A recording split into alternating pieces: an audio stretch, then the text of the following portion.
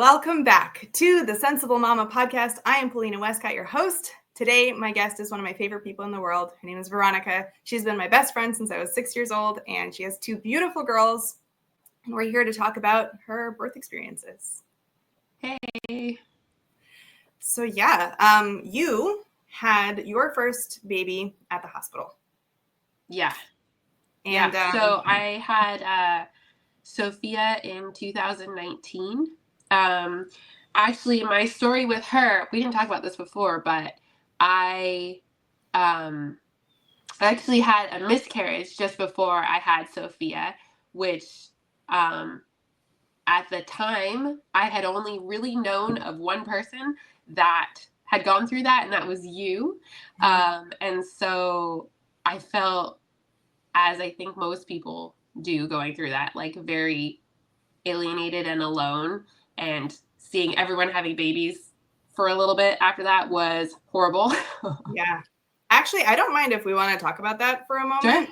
Because that's something that, like you said, like, I remember you did a really beautiful Facebook post on the subject at the time. And it very, very much stuck with me, where like, we don't talk about it. Like, we go through this experience, you and I, and others out there too, like we go through this, and it's not a fun experience, and different people take it different ways, and different people handle it differently. And obviously you can have one at a different stage of pregnancy and whatever, but we all seem to kind of go through it alone. And there's so much thinking that goes with it. What did I do wrong? What could I have done differently? Is there something wrong with me? Is there something wrong with my body? Like, it's rough. Yeah.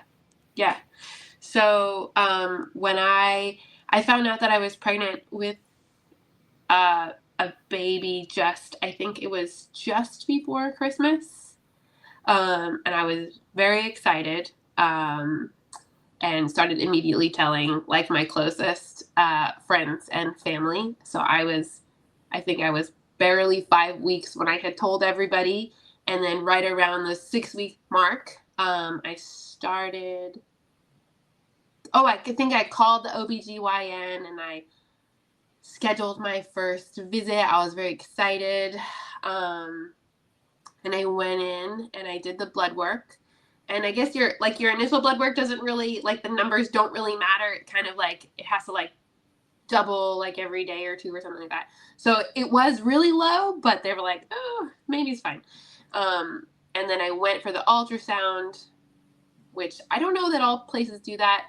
In hindsight, I think it's way overdoing it. I'm sort of, after going through 2 births, I'm like, the less everything, the better. Just like, Agreed. Be pregnant and be happy with your pee on a stick. But they went and they did the ultrasound, and they saw like the sac, I think it was, but there was nothing, or I'm sorry, it was so long ago, I don't really know all the terms, but they didn't really see a heartbeat. But they were like, maybe it's just really early. I think by the time I actually arrived for my appointment, it was like 7.5 weeks. So they were like, this is not 7.5 weeks. This would be closer to 5.5, but maybe your dates are off and maybe it's fine. But there was like a lot of like weirdness about that whole appointment, which, having nothing to compare it to, I was just like, this sucks. Like, no one tells you anything, and everyone's kind of like, and I'm like, I thought they would be like, you're pregnant, it's this many weeks. Like, it's like an internal ultrasound. It's not just like the happy baby belly ones. It was a little bit more traumatic than that. Mm-hmm. And so you're like, after all of that, everyone's kind of like, we'll see you in a few days or next week or whatever. And so that like immediately kind of put me on edge. And then I actually, like, that night started having like really, really bad cramping, and it was just like a mini labor. Mm-hmm. And I knew exactly what's happening. My husband's like, no, it's not what it is. I'm like, oh, this is definitely what's happening. Yeah. And it was just not fun. And I went back, I think the next day, and they confirmed, and they were like, oh, your body did what it's supposed to do. And I know that not everybody has that experience where it just runs its full course. Like, sometimes they tell you to wait a week or 2 weeks for your body to like get rid of the stuff by itself. Mine had, thankfully, because there are other avenues where they do like a D&C, or you have to sit and wait. And so I was lucky in that it was all over quickly.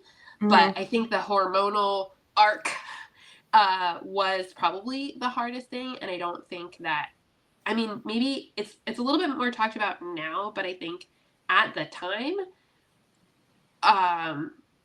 I also think like my mom got like so worried about me. My husband was so worried. I like couldn't go to work for like 2 weeks. I was just like devastated. And I was like, I mean, I want a baby. Like, obviously, like we wanted a baby. We were trying to get pregnant, but it was just like, this was like extreme. And I realized later that I think it's like a hormonal thing. Like you have all the pregnancy hormones and then they are all gone. And it's like postpartum depression, you know, in a way. Yeah, no, it's as you're talking, I don't know that we, like, you weren't in the state when I had my miscarriage. We were talking over the phone mostly, but as you're talking about it, mine was in 2016, so it's like a very fuzzy, very vague memory. Yeah. But as you're talking, I'm like remembering like you said, like you just knew what was happening when it was happening, and it was the same for me. I remember I woke up in the morning and I was like, this is what's going on. Okay. Yeah. And my husband was like, well, we should go and, you know, find out. Or actually, he had already gone to work because he didn't, like, I woke up after him. And I called him, like, you need to turn around. You need to come take me to the doctor. And he's like, what's happening? I'm like, and you just, like, intuitively, you know what's going on.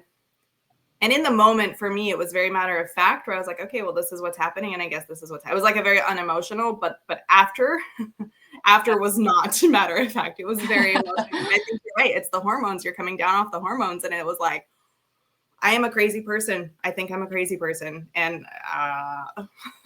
yeah. There's something very devastating about it, both like I think emotionally and physically. And then, you know, they tell you have to wait like a whole cycle before you can even try to get pregnant again. And so just in that like month or two of can't even try, like everything is just upsetting. yes. And so seeing people with babies, pregnancy announcements, I don't know. And then suddenly I feel like in that time, everyone is announcing that they're pregnant, right? And you're just like, wow, I didn't even know that you wanted a baby. Rude. So that was hard. And I really didn't talk about it with anybody because, like you said, it was like, what's wrong with me? What did I do wrong? Like, also, all these other people just have like 3, 4, 5 babies with nothing. And here I am, like, I thought I was healthy, fit, I'm young. Like, what's wrong with me that I can't make a baby on my own? So that was rough. And you sort of, you can't talk about it. You know, I would talk about it with Joe, and there was my husband, and there was like a point where he's like, got it. Yeah. Well, the guys have a baby one day. No concept of what any of it, like anything having to do with birth and pregnancy, like it's so alien to them. They're like, that sounds terrible. I don't know. Like they can't, it's really hard to relate for a guy, in my opinion, like anything having to do with pregnancy or conception or birth or delivery, like they can sort of get as much of an idea as they can, but like to truly understand the hormones and what's going on and physically and emotionally and mentally, it's like, it's a totally different world for them. Yeah. Agreed. And also, I mean, you know me, I gotta talk it out. And then Joe's like, I mean, we only talked about this like 75 times this morning. Do you think we could talk about something else? And I'm like, no, I need 150 times today. So that part was hard. And then I think like also other people don't know what to say to you, and they'll say some things that like you know are true, but also you don't need someone to tell you that. Now, like I know for my experience, I think it was like I said, 7.5, maybe 8 weeks by the time I found out. They actually said it had stopped developing, like I said, like at like 5.5 weeks. So I was hardly pregnant at that point. But you're pregnant. I don't know. You've already had the baby in your head. You've already, like, you buy the clothes, you're already designing the nursery, like it's all there. And so, but I know there are people who have, miscarriages much later, and that I couldn't imagine that. But there are a lot of, like, people try to be comforting and people try to say the right thing, but it, like, bad. Don't say that. Like, Right. it happened for a reason. That the body knows what it's doing. Like, and that was like, I would, like, tell myself, like, there was obviously something wrong with this fetus, and nature knows what it's doing. And that's always sort of been my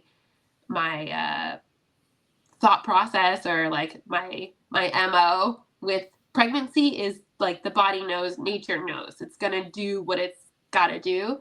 And so, like, I would tell myself that, but then when someone comes and you're just, like, devastated, and, like, 2 weeks ago, and someone's like, well, it was probably, there was something wrong with it, and you're like, nothing wrong with my babies. At least it was early on, and you're like, Yeah. yes, for sure, but also, can you not? Yeah, but as far as, I mean, like I said, I already had the nursery in my head, so You're literally anyways. saying, I also had my miscarriage around 8 weeks, and I'm thinking back now, the amount of planning I had done. I had planned my entire, like, I don't know how a woman can plan so much in such a short amount of time. I wish I could do that with, like, parties and stuff. Like, it's crazy. Like, Anything else in life, please. the detail, everything. I had my birth planned out. I already had my provider picked out. I, like, had the everything. I was already looking at names, like, Yeah, it's a lot. it's all, yeah, it's, yeah, we go all the way. So, that was a little bit of a rough time, but then I actually got pregnant again really fast. But then it was like the fear. And that, I think, again, is like another thing that I did not feel comfortable really sharing that. I think I shared it with you, because we're best friends, but I did, like, it's also like, how can you share that you're just, like, you're so excited, but you're also so scared in every minute that could happen again, and something could go wrong. So I found that was kind of upsetting. I felt like it took a little bit of the joy away at times. But again, with my second pregnancy, that was completely gone. Like, okay, whatever. But the thing that I think that maybe it's becoming a little bit more popular to talk about it, but miscarriages miscarriages are actually very common. What is it, like? You probably know the stats more than me, but I think it's like 2 out of 3. It's something like, I thought it was like 30%. 30. Okay. I don't remember. I'd have to look again. It's been a hot second since I've looked at it, but it's a lot. Yeah. Yeah. And, some of, like, the Facebook mommy groups that I would go in, there were people who were like, oh, I've had 7, and just finding other people that had them, and kind of remove that stigma from it, I found that was really helpful. So I'm glad we're talking about it, but it was hard. But then by the time it didn't ruin my pregnancy with Sophia. Actually, that was, like, the best pregnancy. I, like, enjoyed just being pregnant for the first time. I know everyone has, like, a different experience, and I was pretty morning sick with Sophia, but there's something, like, so exciting, and everyone is so excited for you as a first time mom. And, however you showing off your belly is, like, so fun. And I loved, like, I would follow these like, creators on Instagram and find all the cutesy outfits, and I was always buying this new tight dress from Amazon just to, like, have that belly be popping, and that was a fun experience. Yes. I love fashion, so with Sophia, I really didn't have a lot of friends that I was close with at the time that had young babies. So I didn't have a lot of preconceived ideas of what I wanted. I knew I had a few friends that had natural births. So I knew that I could do it. Like, if they could do it, like, 2, 3, 4 times, like their kids were older, but if they could do it 10 years ago, then I could do it, and I better be able to do it, or like, nah, like I have to be at least that good. So, excuse me. You're not competitive at all. It's no, I don't. As long as I'm winning, it's fine. So that was pretty much all I had decided on. I wanted a natural birth, and so I had a lot. Like I had like a list in my phone of all of the things that I wanted to research. I knew that I was a bit nervous about the whole thing, like what could go wrong, and I didn't even research all of the things that could go wrong. Like didn't actually want to know. I knew I wanted doctors there, and so living in New Haven, I had Yale. And I know Yale's a good hospital, is Yale. So, and they have a great children's hospital and huge maternity ward. So I just knew, okay, we're just going to go to Yale, and I'm going to fight for, and that's like fight myself for not getting an epidural and just having like a totally medication-free birth. And my actual biggest fear going into giving birth to Sophia was that I was going to cave and that I was going to ask for an epidural. I wasn't really afraid of the pain. I wasn't really afraid of birth. I just thought that I would cave and get an epidural, and I knew I was going to feel like really just disappointed in myself if I did that. So I tried to find birthing classes, and that was hard, actually, strangely. I couldn't find a lot of places. I wanted to learn like the Bradley method. I had heard about that, and hypnobirthing. I know you just did a podcast on that. But I was like, I hear about all these. I knew that if I could like drill something or become like prepared in some way, that I could have, like, literally it was just don't get an epidural. And so I knew that if I could prepare in some way, learn what to do, that would help. So I had a really hard time finding that. I ended up, I don't even know how I found this birthing class, but I finally found one, and it was sort of like a hybrid mix. I think I ended up referring them to you, right? It was like a random group of doulas that puts on this class in some church in some town nearby.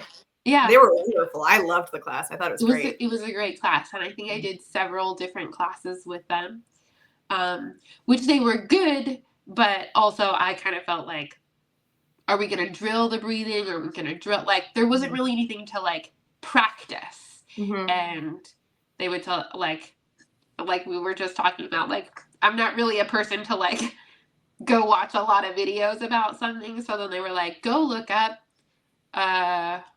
spinning babies and hypnobirthing and I was like, just tell me what to do. Like, I don't want to go watch a 20-minute video. I'm not going to go sit there and, comb through a website to find the one link that I'm looking for. So I'm very lazy in that way, I guess. But I just wanted someone to, like, just be there and drill me on the breathing. So I never really got that. I think I finally ended up finding something that I practiced just before Sophia.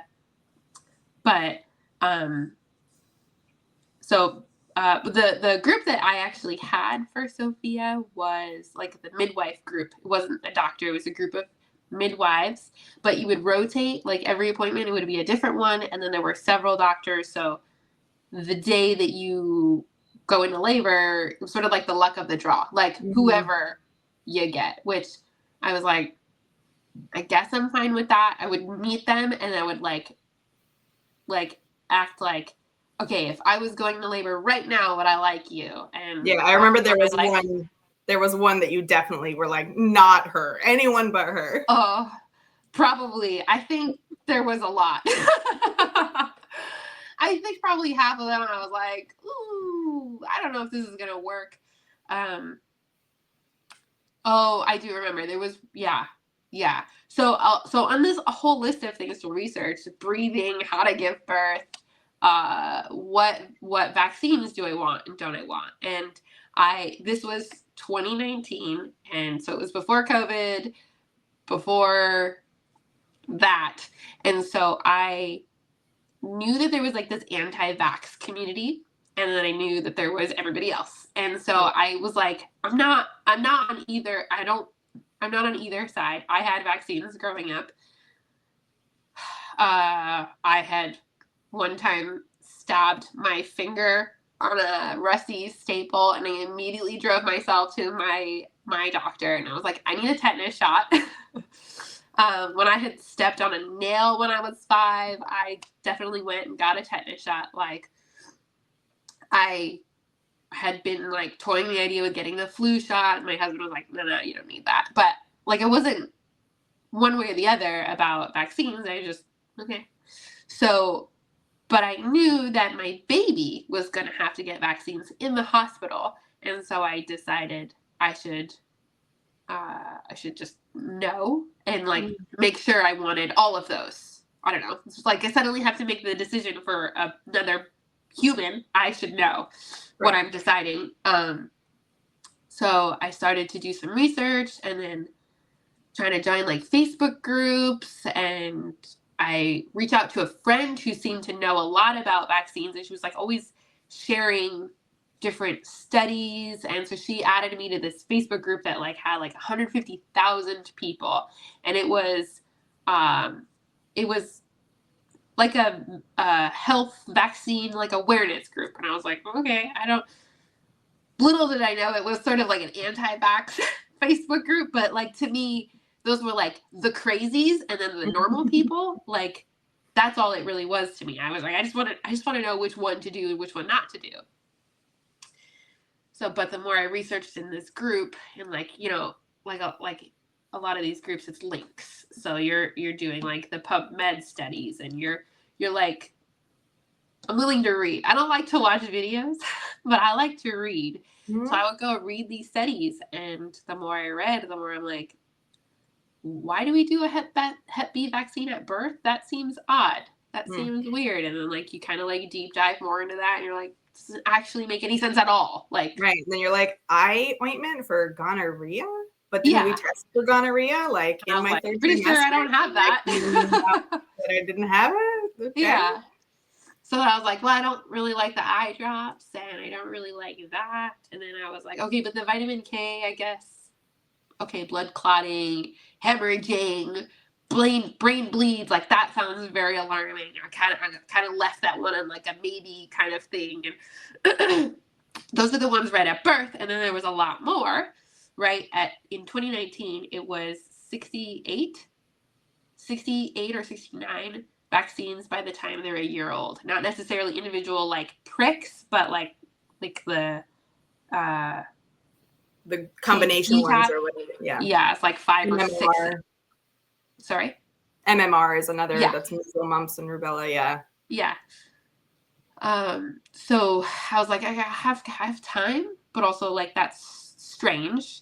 And then they started to push vaccines on me. They wanted me to get the flu vaccine. They wanted me to get I really should have looked this up, but one is Tdap and one is DTaP, I think, depending on if you're the mother or the kid, I think. So they wanted me to get that one, and I was like, but why? I'm not going to get whooping cough. Like, I'm not like, and that is the tetanus vaccine. It's the combined vaccine. So I was like, I had that, I think, whatever. Which, by the way, when I stabbed my finger with a rusty staple and I drove myself straight to the doctor, I was like, rusty staple, tetanus vaccine, please. My doctor was like, no, just go clean it. Like, you're fine. And I've like done more research on tetanus, and it's crazy. Like, it's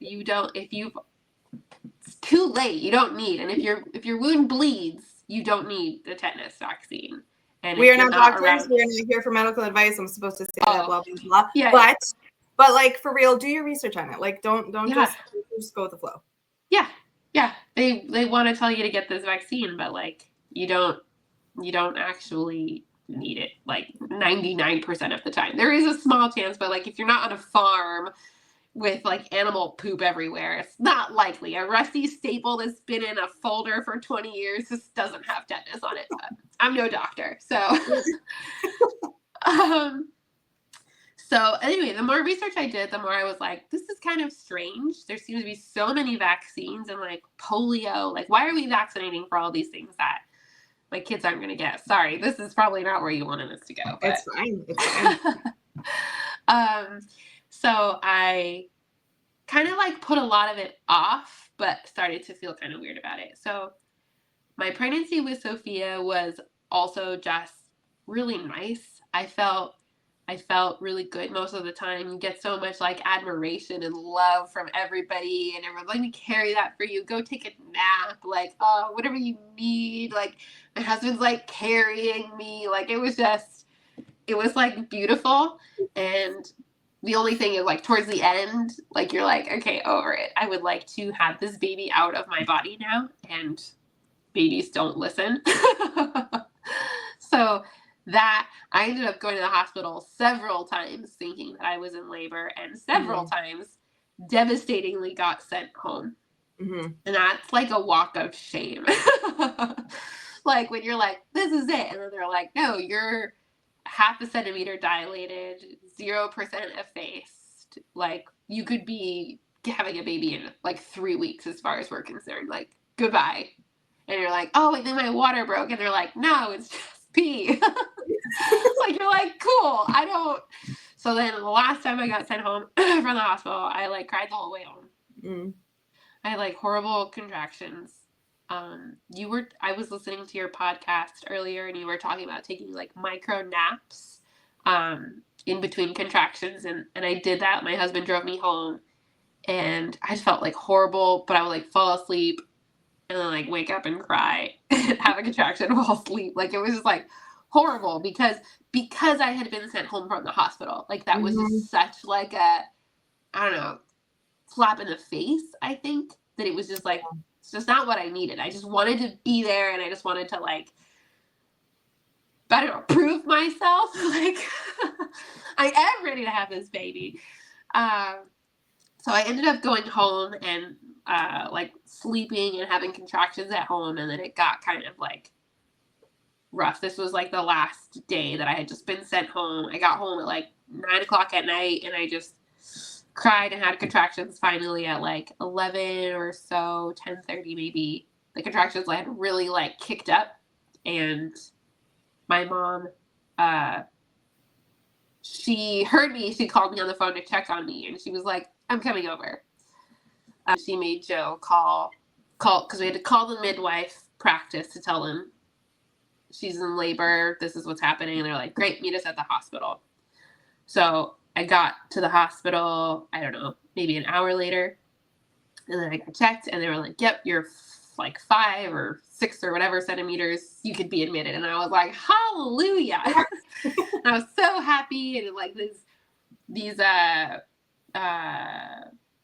birthing rooms, I don't know what they call it. It's just a hospital room that they give you at Yale in the maternity ward was like gorgeous. It was like huge. It's a hotel room. Like there's like multiple like chair couch things. There's the bed there. We had a huge bathroom with like a big tub. They did tell me that there was like no way, like Yale does not deliver babies in a pool. And I wasn't really sure how I felt about that. Like, seemed like it would be nice to be able to soak in a pool for contractions, and seemed like the right thing for a baby to be born into water. But I also, again, I wasn't really having strong feelings other than I don't want an epidural. So I was like, okay, fine, whatever. But I think I was like so happy to be admitted, to have a nice space, to have the birthing tub, just the soaking tub. They had told me that there's only like 6 of them, and it's sort of like the luck of the draw. Like, do you show up, and is there one free? Because I had requested one, but they're like, if someone's not using one. So I had gotten everything that I wanted, that my labor like stopped. Like I had been like really going at 5.5, 6 centimeters, get there, and I'm like barely having any contractions anymore, and I'm just happy. So it immediately there turns into like, check you, okay, walk, okay, bounce on the ball, here's the peanut thing, here's the this, here's the that, drink the juice, like whatever. Now you're not allowed to eat any food. it's now probably like 1 a.m, and I hadn't really eaten since lunch maybe. So now I'm like hungry. So like people are like trying to like sneak me snacks and stuff, but also like when you're in labor, you're not that hungry. But I don't know. There's like this weird thing. But I was like, I knew I was starving, but like also you want to throw up. Anyway, they kept me really moving. Like go walk down the hallway doing squats, lunges. Like they had this little map thing, and you would walk through like the whole ward, and they would have you do like different things. So in one way I was like, okay, this is fun. My mom was with me, Joe was with me, like we would just do the steps and whatever, and I was just like very focused on, we're just gonna have the baby and I'm not gonna get an epidural. And I think that it was exhausting just trying to get into labor. Then came the point where I wanted to push, and they were like, you're 9.5 centimeters, so you can't push. And that became like hours of that. And that was particularly horrific for me. Being able to not push when you have the urge to push is like really I don't know, like it's so contradictory and doesn't, I mean, in hindsight, doesn't make any sense. Like just the body is telling you to push, like why are we fighting it?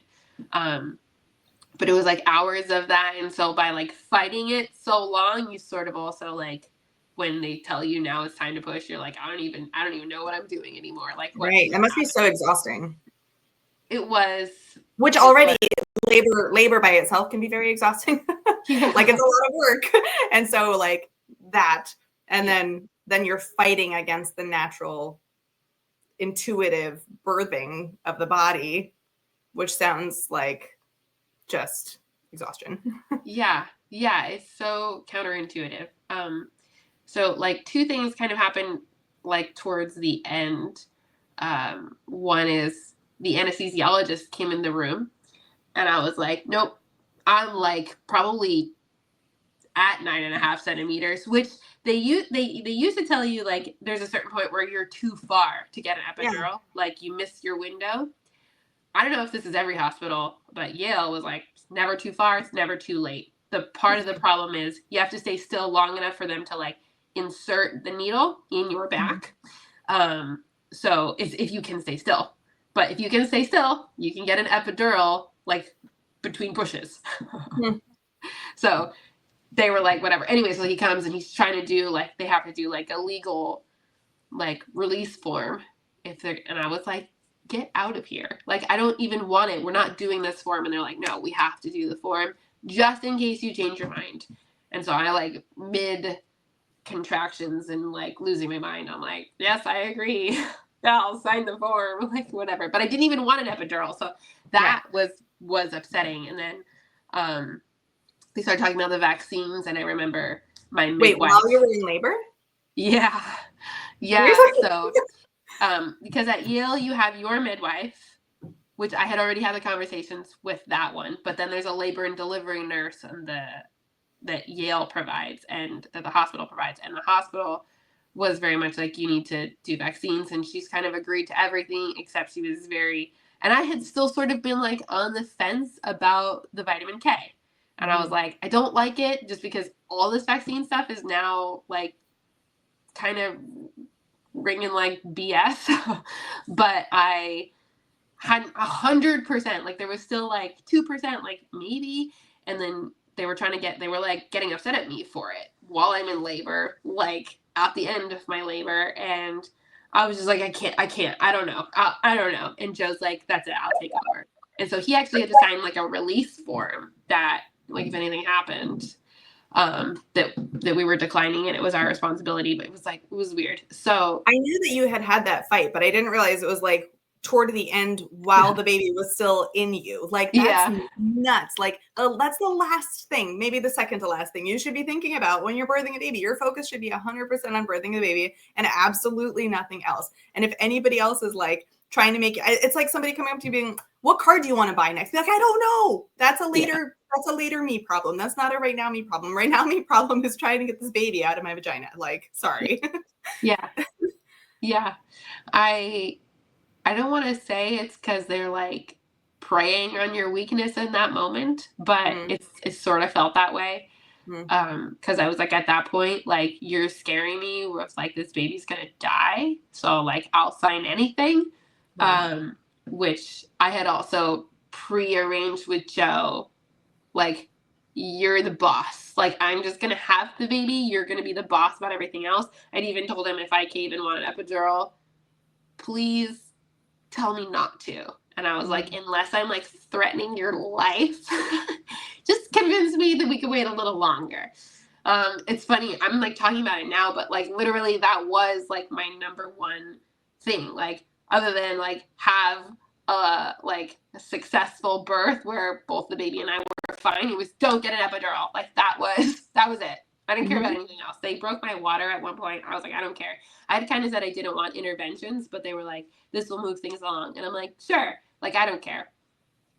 So by the time it was time to push, like I said, it was a little like, I didn't feel like I even remembered or knew what to do and how to go with that urge anymore. So that was tough. The midwife actually she like left the room for a little while, and I think she was rather new, and I will never know, but I actually think she was calling for advice, because I was stuck at 9.5 centimeters and she wasn't letting me push. And I was just like, I mean, there's got to be something you could do. Like, this is crazy. And she comes back and she's like, okay, here's the thing. You have a cervical lip.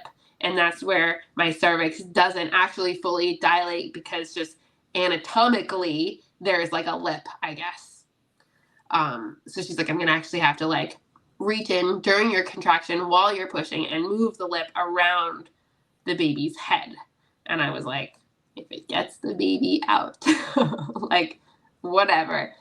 Turns out that is not very fun to experience. I feel like you're understating it a little bit. Yeah, that was horrible. I had to go through that with both my births, though, with my babies, because I guess that's just my body. So hopefully my body changes structurally, genetically, just is different next time.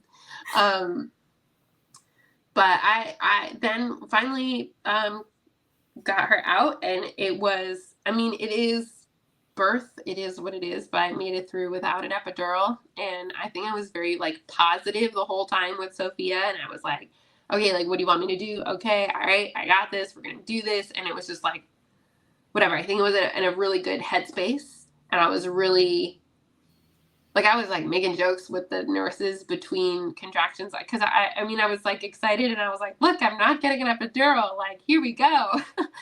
And it was great. And I had her, and she was like this beautiful, perfect baby. And she like came out with her eyes open, and she was just like, I don't know, like the quintessential perfect little newborn. They like didn't look like a newborn. Everyone was like, that's a newborn? Like, she looks like she's like a month old, because she didn't have like a funny shape. She was just so cute.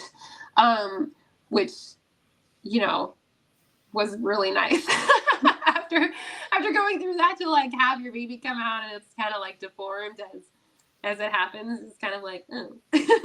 I mean, my first kid had a very long alien head. Matthew's head was like, and I was, but in that moment, it was the cutest thing. I look back, I'm like, oh, that's a funky looking head. Yeah. I mean, yeah. You wonder, you're like, this is the most perfect baby I have ever seen. But then you wonder, like, what does everyone else see? Because there is that, like, your own kids always look beautiful to you. So obviously, of course. I mean, as an external viewpoint, I can objectively say that Sophia was exceptionally adorable. Yeah, I was going to say that. I had a lot of objective opinions, though. She was cute. So that was my birth with Sophia, and it took like a year and a half for me to feel like she wasn't like my baby anymore. Like I was like, she's just my baby, and I can't have another one, and I never, like, I know a lot of people kind of think like I won't be able to love another kid as much as I love the first one. That was never something that I felt. Like, friends had said that to me, and I was like, I love kids, but so I just, like, I knew there's, like, I don't know, how could, like, I could have a million children. And after, like, everything with Sophia overall, I was like, I could have all of those. I could have as many as I could go through that. I agree with that. And my take on it had always been, well, I have an infinite capacity to love. Yeah. Like, I love my parents. I met you, right? And you are my best friend, and I have infinite amounts of love for you. And that didn't take away from my love for my parents. And I have my sister, and I love her the most, you know? And then I met my now husband, and I love him. And it did, well, obviously I love you too. But it didn't take away from the love that I have for those other people. So I'm like, so why would adding more children to my life take away, like, why would that be the exception to the rule of my infinite capacity to love? Right. Yeah, exactly. So I just kind of had to get over, like, she was like my baby or something, and like sharing myself or something. Like, I don't know, I felt like it would take away from her. Also, I'm an only child, and so I was like, what does that feel like to, like, be the only child? And then there's another one, like, do you feel like not enough? Do you feel competition? And so I think I talked to you about it a lot too, where I was like, so how do you feel about being a sibling? I remember that conversation. Yeah. So, I mean, you helped put my mind at ease in a lot of ways. So we got pregnant again with Scarlett, and then that whole pregnancy was completely different. I got COVID early on. I think we both did. We were both pregnant with COVID. Oh, so it was earlier for you, yeah, because I was like 7 months. Yeah, and I was. So you would have been like 4 months or something. Yeah, I think I had, like, just announced my pregnancy in, like, November, and then in December we all got sick. So it was like, I remember we had to cancel my baby shower and all that, and it was a whole thing. Yeah, a whole thing. So that, and like, so I had really bad morning sickness with Scarlett, like worse than Sophia. Finally gotten through that, got COVID, which I don't think it was horrible, but being pregnant and having, it's already hard to breathe. Like, it was hard to breathe. Yeah. And then, like, when I don't know about what other people eat, I mean, I always, like, wished that I would lose weight in my first trimester, or at least not get, like, I thought you wouldn't gain any weight, but I turned into, like, a full-blown, like, toddler, and I just want muffins and crackers and bread and bananas. Like, it was just like, there was no nutrition in anything that I would eat, but that was, like, all I wanted. And so I'd already gained weight, already felt like garbage, get COVID, feel worse. And I just felt always like this cloud with Scarlett, like the pregnancy, where I just felt like not great all the time, not great, no energy. I gained so much weight with Scarlett. I have just, like, not pregnant, I have just low blood pressure. So I think to have, what is that one called? See, I never had it. But high blood pressure in pregnancy. Preeclampsia. My blood pressure would have to, like, double for it to even be considered high. So my blood pressure goes up pregnant, but not, it's already low. So that was, like, the one issue I never had. But I had gestational diabetes with Scarlett, which was horrible. Because I remember, like, going to a nutritionist and trying to, like, follow meal plans and trying to, like, be healthy. And they're, like, trying to tell me to take, like, this supplement that will, like, curb my sugar cravings. And I was like, I'll tell you where to stick that supplement.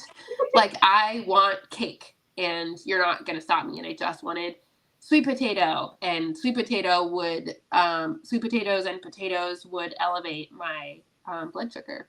And I was pricking my finger after every meal, and it was just like, and I guess it was around that time you had switched because you had a bad experience with the midwife group.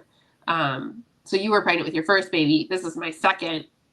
I was still using the same people. You had a bad experience. I now have this gestational diabetes thing. They want me to do like this more intense blood test with the glucose, and I didn't want to do it. So I ended up finding a midwife local to me who had delivered like over 1,200 babies, and she was like trying to retire, but I convinced her to take me on. And I was, I think, 29 weeks at that point. So she was trying to coach me through food. The nutritionist trying to coach me through food, and it was just like you were like the part of this podcast that I was listening to this morning, you know, so related to, like, try to tell a pregnant woman she can't eat what she wants to eat. I'm like, no, like, that's not going to happen. They're like, don't eat any more chocolate. And you're like, I'm sorry. What did you, that's not English. Sure, I just won't breathe air while I'm at it too, you know? Like, I'm growing a human. You can, no. So I had a hard time. So I gained more weight. Then they're saying you're going to have a really big baby, and blah, blah, blah. I think my midwife was trying to, like, her assistant had measured my belly one time, and it was like much bigger.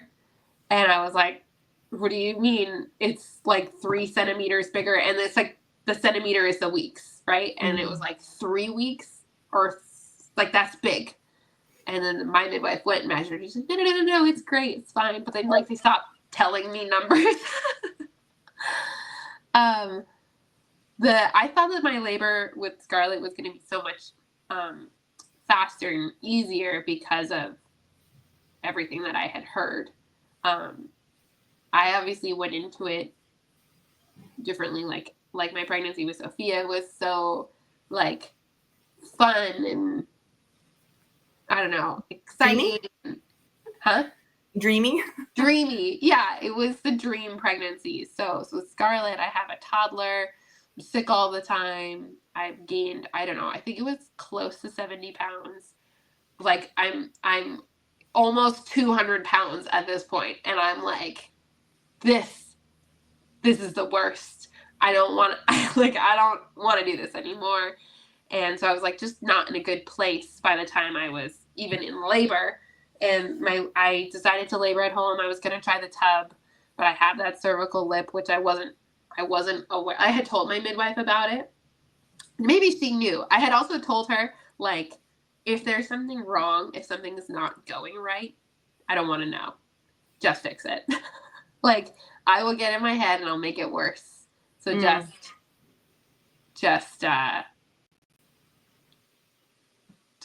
fix it. I don't know. So, so when I was in labor, I tried to labor in the tub, slowed down, wasn't going well. She was really great though, because, like, in contrast to Yale, which was when I got there, they were like, keep walking, keep stretching, keep doing this, like, whatever, bounce on the ball. This midwife was like, go sleep. And just rest and go sleep and go lie down. And it was very like, just don't even worry about it right now. Like, you're going to have the baby. Don't worry. Just go rest. And I think, like, when I was in labor with Sophia, I knew that lying down didn't really make sense. So I did want to, like, squat or be on my hands and knees. But by the time from the time I got to the hospital to the time I was pushing was, I don't know, 16, 17 hours later. And I had already been in labor at home for a long time. So I remember trying to, like, squat, and I'm, like, shaking so bad. I even had, like, a bar on the bed, and I'm, like, shaking. I can't hold on. I can't hold my body weight. So it was nice that being at home, like, I didn't have to change environments. I just went from pool to my bed or to the shower or wherever, but I'm just in my house. I didn't have to drive. Like, there was also that situation where I, like, stalled just because I moved and was happy to be finally there. I didn't have that transition at home. So that was very different in that way, but I wasn't in such a good headspace. So if I could have merged the two, that would have been good. But I also knew like that there was no epidural at home. You just can't get one. So that was like another, like if I just remove the epidural from my vicinity, it's all going to be fine. Scarlett, I was not in the right space, and I'm laboring. I had the cervical lip. We had to do like the reaching again. I felt like into surgery for that. Like, you just cut it off.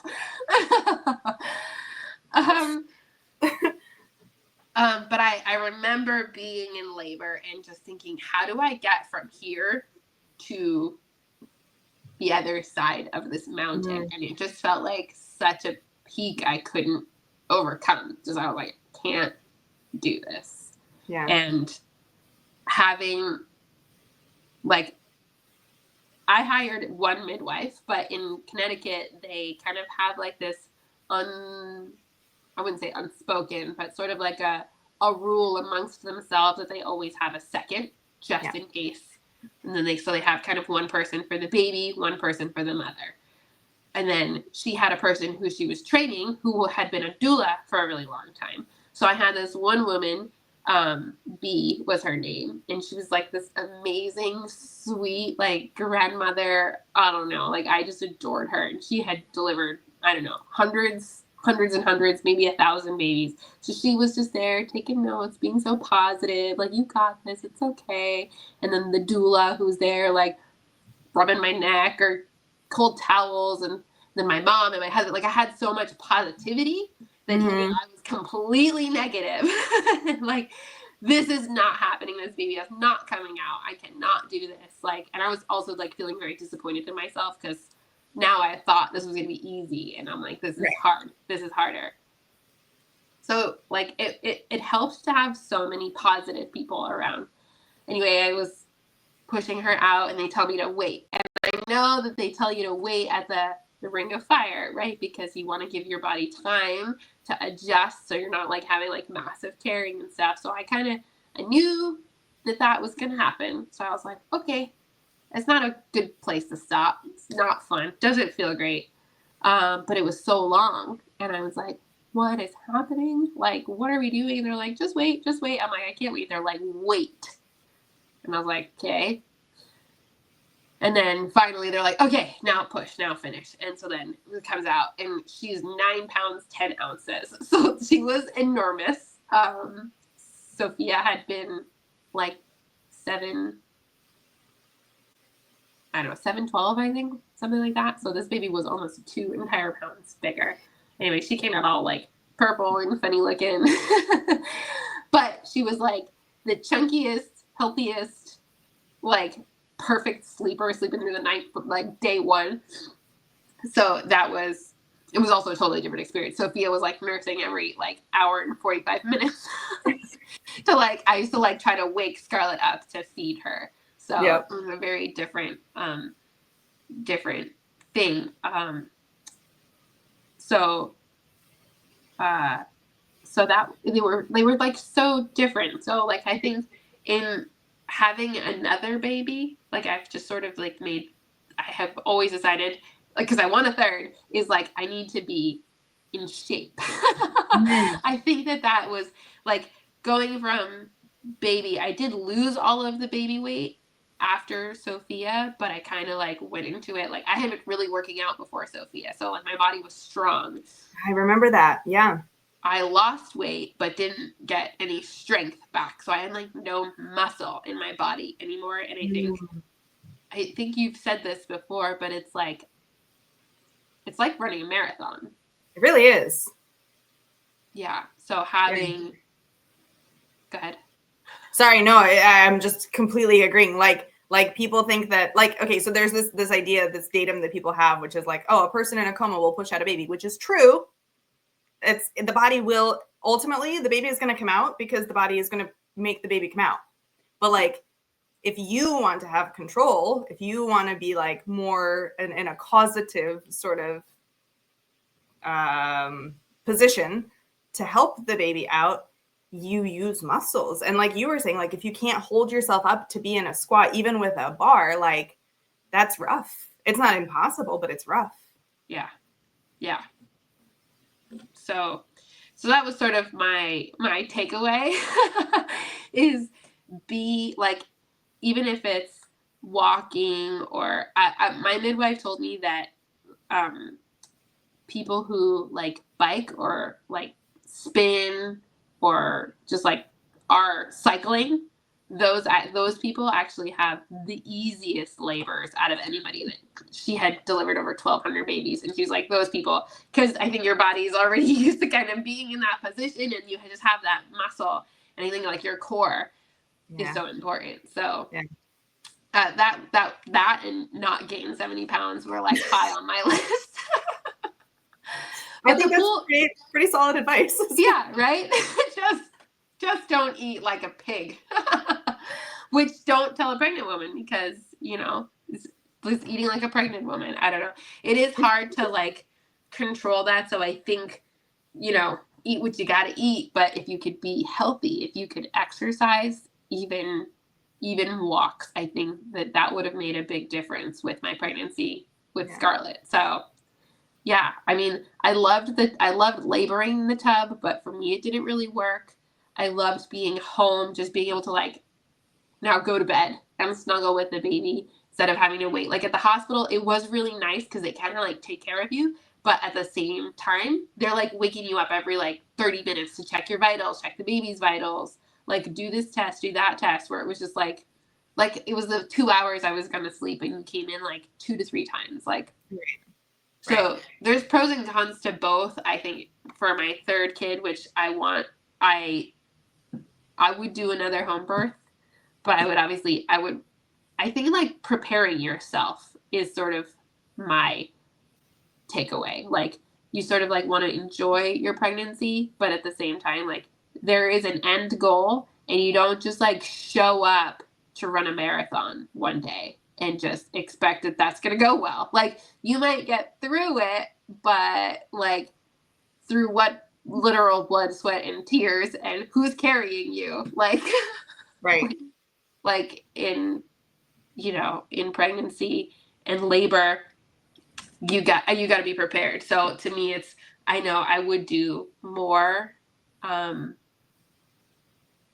classes. Like even though I've had 2 babies, they're so different.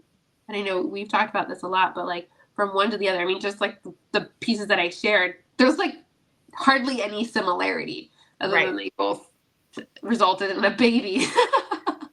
And I had a stupid lip.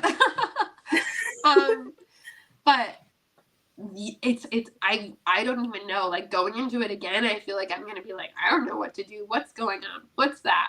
Oh, sorry. The point of when they made me wait for that thing was actually I had, I don't know who had it, but shoulder dystocia, where her shoulder was actually stuck on my pelvic bone. And if you push through that could cause bones getting damaged. So, they actually had to move it. So I got lots of fun treatment that time. So, but I think also that's because she was like a bigger baby. My body wasn't totally like aligned the way it should be. So I think like as much as you've been through it before, you never really know what's going to happen. Yeah. Sorry. That's all right. Okay.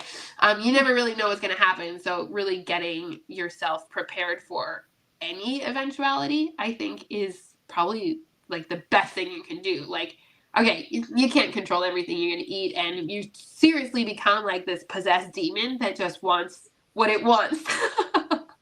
So, what can you do to make that less bad in the long run is probably like walking or finding some sort of movement that strengthens you and also keeps you from just, if you're going to eat like an entire sleeve of crackers every single meal, maybe cut out the soda or drink more lemon water. Walk a whole lot to burn off some of those calories. Yeah, do a lot of walking. And I think that those are some of the things that I would do differently. And then really, like, I really felt like breathing is such an important part of having a baby. Like, how should you breathe? And, one school of thought is like, your body knows what it's doing. Just like breathe. which yes, I do think that is part of it. But if there is certain, like if you're swimming, you want to breathe sometimes when your face is in the water. Like there might be there might be a technique to make it all more effective. So I think that finding those things that align with how you feel about birth and stuff, but also like training yourself to do that the best that you can, so you're not just like winging it, unless that's what you want to do and that makes you happy. Like, to me, I didn't find it work out well for me. No, and I think in general in life, like if you prepare for something, your outcome is likely to be better, no matter what it is. If you go into an exam, you want to study, to make sure that you're ready for the exam. If you're going to go do a presentation or do some public speaking, you want to read your speech and practice it a few times before you go up there. Like, it's like anything in life. If you want to, anything, right? Like if you want to have a cool party, you have to think ahead and plan for different, eventualities. And what if it rains? And what if it this? Like, yes, of course, I believe that the body intuitively knows how to birth, and you have to hone in the skill of like listening to what your body is telling you, which I think it is a skill. It doesn't come naturally to many people. Like, you have to actually like pay attention and pick up on the signals that it's giving you. But then in addition to that, like you said, like you have the muscles that are involved, you have the breathing that's involved, you have even your headspace. Like, that's something that you can control. Like you can go into a birth saying this is going to suck and this is going to be the worst experience ever, and you're going to get a certain outcome. Or maybe you're having a really terrible day and you're really scared and you're like, no, I am going to be obnoxiously positive, and this is just what's going to happen, and that's it. And you actually have control over that. But if you just wait until the last day to do that, you might have a harder time. If you're having a bad day in pregnancy, you might practice deciding, you know what, I'm going to have a good day. To hell with this bad attitude. I'm going to, in preparation for labor, not just because, but in preparation for labor, I'm going to change my mind and do something effective. I'm going to go take a walk. I'm going to go have a phone call with a friend. I'm going to do something effective to change my headspace so that my birth comes, my attitude during birth cannot just be garbage. Like, there are things you can do and should do to prepare, while also respecting and acknowledging the fact that the body knows what to do. Yeah. I completely agree. I do think being prepared and knowing, and also like having like one goal, like your goal should be to end with like a happy, healthy baby, and you are happy and healthy at the end of that. But like, to me, with Sophia, it was don't get an epidural, and I didn't do that, and so I was happy. With Scarlett, I went into it with this is going to be easier, and when it was harder, I was like right out the gates, I was upset about everything. Yeah. I was like disappointed. So it's sort of like giving yourself things that you can attain, and like you're saying, it really has a lot to do with like your perspective, your viewpoint, like your decision of, okay, so this didn't go as planned. Great. What else can we, like, what other goal can we have here? Like, pivot. Like, birth doesn't go as planned. So how can you stay like positive over the situation and not just feel like you failed? Yeah. This was amazing. I am very happy with all the things we covered. We went a little bit over time. Yeah, sorry. It's okay. No, this was great. You can cut out things. It's totally fine. I love this. I'm actually really happy that we did talk about the subject of miscarriage at the beginning, because that's not something that I've covered yet really in depth on the podcast. So I'm kind of happy that we went into that. Okay. But yeah, I mean, we kind of just sort of gave the closing statement, but if there's anything else you want to say in closing, we'll wrap it up here.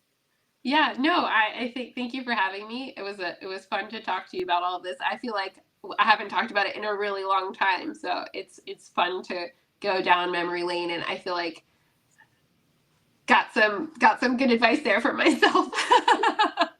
Just like refreshing all of the lessons learned in the past. Yeah, like, oh yeah, I should do that. Yeah. Well, that's awesome. Well, thank you so much. I'm really glad we did this, and thank you to everybody listening. I will see you in the next episode. Bye.